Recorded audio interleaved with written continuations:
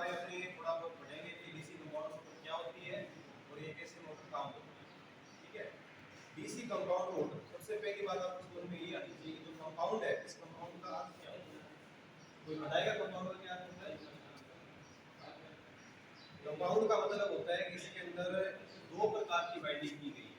ठीक है, तो इसके अंदर तीन बाइंडिंग टोटल, लेकिन दो बाइंडिंग फील्ड बाइंडिंग है। इसमें से एक बाइंडिंग तो है सीरीज बाइंडिंग और दूसरी कौन सी है? Shunt binding. और कौन सी बाइंडिंग इसके अंदर? सीरीज बाइंडिंग और शंट बाइंडिंग। सीरीज बाइंडिंग की क्या विशेषता होती है? ध्यान सुनो, सीरीज बाइंडिंग जो होती है वो मोटे तार और कम करंट वाली होती है। क्या विशेषता होती है सीरीज की? मोटे तार और कम करंट वाली। अब एक बात आपको पता होना चाहिए कि अगर तार की मोटाई ज्यादा है और उसकी करंट कम है, उसका प्रतिरोध जो होता है वो कम होता है। जैसे से मोटाई बढ़ती जाती है कोई भी तार की, कोई भी चालक की, उसका रेजिस्टेंस क्या होता है? कम।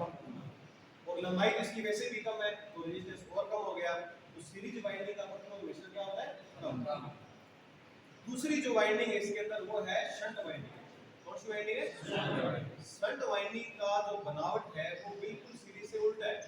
यानी सीरीज में तो मोटा तार है, शंट में क्या होता है? पतला तार। और सीरीज में क्या होता है? लंबाई कम होती है वाइंडिंग की, लेकिन शंट में लंबाई क्या होगी? ज्यादा होती है। तो इसका प्रतिरोध क्या होगा? सीरीज से ज्यादा होगा कम होगा? ज्यादा होगा। सीरीज वाइंडिंग का प्रतिरोध क्या होता है? कम। और शंट वाइंडिंग का क्या होता है? प्रतिरोध। दो प्रकार की फील्ड वाइंडिंग है।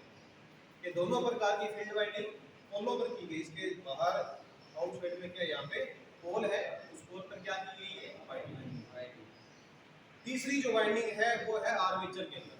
जो आर्मेचर जो रोटेटिंग जो इसका पार्ट है उसके अंदर तीसरी वाइंडिंग है, उसका नाम होता है आर्मेचर वाइंडिंग। क्या नाम होता है? Armature winding. आर्मेचर वाइंडिंग भी दो प्रकार की होती है, एक होती है एक वेव वाइंडिंग। और कौन सी वाइंडिंग होती है? Wave winding.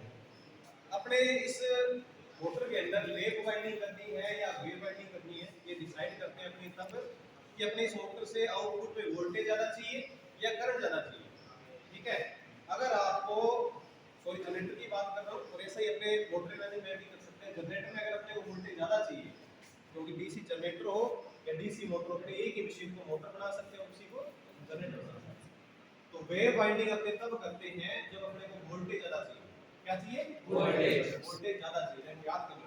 वेव वेव में पहला अक्षर क्या रहा है? वे। और वोल्टेज में क्या रहा है? वोल्टेज ज्यादा चाहिए तो कौन सी करनी है? वेव।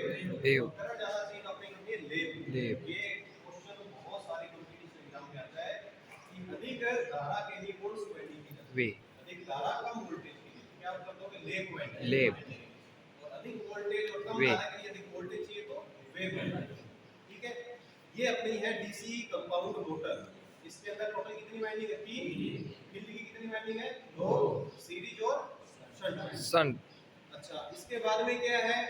कोई भी मोटर है डीसी की, कोई भी मोटर होती है डीसी की, मेनली अपने 3 मोटर है, सीरीज मोटर, शंट मोटर और कंपाउंड मोटर। और कौन सी मोटर? सीरीज, शंट और कंपाउंड। सीरीज मोटर होगी उसमें सीरीज वाइंडिंग होगी, शंट मोटर होगी उसमें शंट वाइंडिंग होगी, और कंपाउंड होगी उसमें दोनों ही वाइंडिंग होगी। ठीक है, तो ये तो समझ में आ गया कि कंपाउंड जो मोटर होती है वो सीरीज और शंट से दोनों से बड़ी होती है और उससे ज्यादा लोड उठा सकती है। ठीक है, अब सबसे बड़ी बात आती है कि कोई भी मोटर है डीसी की, उसको स्टार्ट करने से पहले अपने इसके अंदर क्या लगाते हैं? स्टार्टर। क्या लगाते हैं? स्टार्टर। स्टार्टर भी स्टार्ट करने की 2-3 प्रकार के आपको पता होगा, 2 पॉइंट, 3 पॉइंट और 4 पॉइंट। 2 पॉइंट होता है सीरीज के लिए, 3 पॉइंट होता है शंट या कंपाउंड के लिए, और 4 पॉइंट भी शंट या कंपाउंड के लिए। तो अगर आपसे एक काम पूछ लिया जाए कि 2 पॉइंट स्टार्टर कौन सी मोटर को स्टार्ट करने के लिए उपयोग करें, तो केवल और केवल series motor. Series motor. 2 point में क्या होता है? आप देखोगे यहाँ तो वो शंट नहीं लगा हुआ, हमने इसको अलग विधि से इसका मतलब इस मोटर को चालू करेंगे, लेकिन 2 पॉइंट में क्या होता है? उसके आउटपुट में 2 टर्मिनल होंगे। 3 पॉइंट में कितने टर्मिनल होंगे? 3। और 4 पॉइंट में 4। सबसे बड़ी जो बात है, सबसे बड़ा जो अपना मुद्दा है, ये समझ में आना चाहिए आपको कि कोई भी मोटर है उसको डीसी की मोटर उसको स्टार्ट करने के लिए स्टार्टर क्यों लगाना है? ये अपने सीधी इसके अंदर डीसी सप्लाई नहीं देते, पहले सप्लाई किसमें आती है? स्टार्टर के अंदर। ऐसा क्यों करते हैं? मोटर वेरी गुड, मोटर जलेगा। और मोटर क्यों जल जाती है? क्योंकि इसका जो आर्मेचर के अंदर जो वाइंडिंग की है अपने, उसके अंदर प्रारंभ में वेग ईएमएफ पैदा नहीं होता। क्या नहीं पैदा होता? वेग ईएमएफ होता है, वो निर्भर करता है कि इसकी स्पीड कितनी है। हम तो मोटर को हम चालू करेंगे क्या मोटर की शुरू में स्पीड होगी क्या? नहीं होगी। इसके अंदर बैक ईएमएफ क्या होगा? नहीं होगा। तो बैक ईएमएफ नहीं होता है, उसके कारण क्या होता है कि मोटर की जो आर्मेचर वाइंडिंग है जल, जब इसके अंदर मोटर चलने लगी तो मोटर के आर्मेचर में क्या पैदा हो जाएगा? Back EMF. किससे पैदा होता है बैक ईएमएफ? आर्मेचर में से। जो बैक ईएमएफ पैदा हो जाएगा फिर अपने स्टार्ट को उठा सकते हैं, फिर मोटर अपनी पूरे लोड के साथ काम करेगी। ठीक है, तो कभी भी चाहे आप स्टार्टर देखो 2 पॉइंट 3 पॉइंट 4 पॉइंट स्टार्टर देखोगे तो हमेशा वो कौन सी वोल्टेज को, कौन सी धारा को कंट्रोल करता है? आर्मेचर। आर्मेचर। कौन सी धारा? आर्मेचर। फिर धारा कंट्रोल नहीं करता। तो ये जो अपने लगा रखा है इसके अंदर क्या लगा रखा है? ये कौन सा प्रतिरोध है? Wire bound. वायर बाउंड जो प्रतिरोध है ये किसके सीरीज क्रम में आप अपना मतलब दिमाग लगा के बता सकते हो? वायर बाउंड जो प्रतिरोध है कि उनकी धारा को कंट्रोल करेगा, तो कौन सी धारा कंट्रोल कर रहा है? आर्मेचर धारा। किसके सीरीज क्रम में लगा? ये आर्मेचर के सीरीज। देखो इसके अंदर आप देखो, इधर आओ आप दिखाओ इसको। देखो इसके अंदर 6 टर्मिनल टोटल। इस मोटर से कितनी तारें बाहर निकल रही है? 6। 2 2 4 और 2 6। किस किस की वायर, किस किस की ये 2 टर्मिनल है? 2 तो होंगे आर्मेचर के, 2 सीरीज वाइंडिंग के और 2 शंट वाइंडिंग। दोबारा बताओ, 2 आर्मेचर, 2 सीरीज, 2 शंट। कितने हो गए? 6। अब अपने पास क्या है? इनपुट के अंदर 2 तारें आएंगी डिस्प्ले देने के लिए। कितनी तारें आएंगी? 2।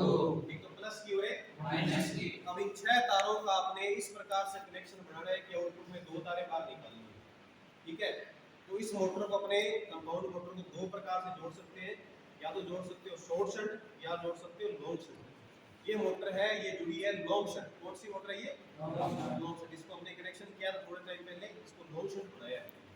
ठीक है, तो ये जो है प्रतिरोध वायर बाउंड वाला, ये आर्मेचर की सीरीज क्रम में लगा है। इसको इसलिए लगाया गया है ताकि आर्मेचर की धारा को प्रारंभ में कम रखे, और जैसे से ये मोटर चलती जाएगी इसको अपने सर्किट से क्या कर देंगे? इस प्रकार से बाहर कर देंगे।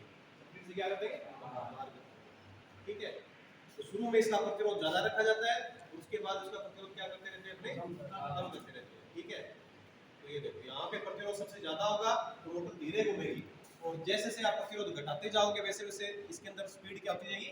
बढ़ती जाएगी। स्पीड बढ़ती जाएगी। प्रतिरोध घटा रहे हैं, स्पीड क्या होगी? बढ़ती जाएगी। ठीक है, तो माधुरी इसको चालू करना मोटर को।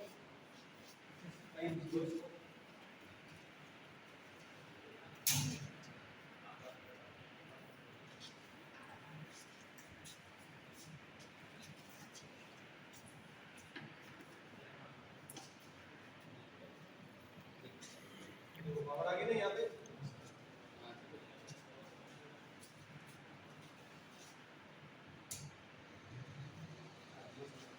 अभी मोटर धीरे चल रही है और अपने क्योंकि प्रतिरोध ज्यादा कर रखा है।